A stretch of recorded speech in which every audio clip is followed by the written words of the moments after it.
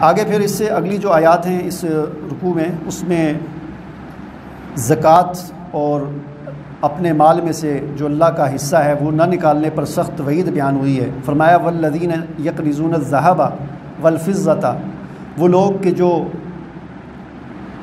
جمع کرتے ہیں یا جن کے پاس ہے سونا اور چاندی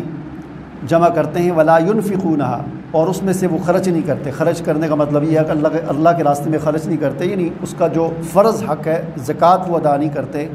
فبشرہم بعذاب علیم، ان کو دردناک عذاب کی خوشخبری سنا دیں۔ وہ دردناک عذاب کیا ہوگا؟ قیامت والے دن یوم یحمى علیہا فی نار جہنم فتکوی بہا جباہہم وجنوبہم وظہورہم۔ اللہ تعالیٰ فرماتے ہیں کہ یہ سونا اور چاندی قیامت والے دن اس کو اللہ تعالیٰ تپائیں گے، آگ کے اندر تپائیں گے جہنم کی، اور پھر اس کے ساتھ اس آدمی کی پیشانی کو اور اس کے پہلو کو اور اس کے پیٹھ کو داغا جائے گا۔ جس طرح لوہے کو گرم کر کے جانوروں کو داغتے ہیں نا،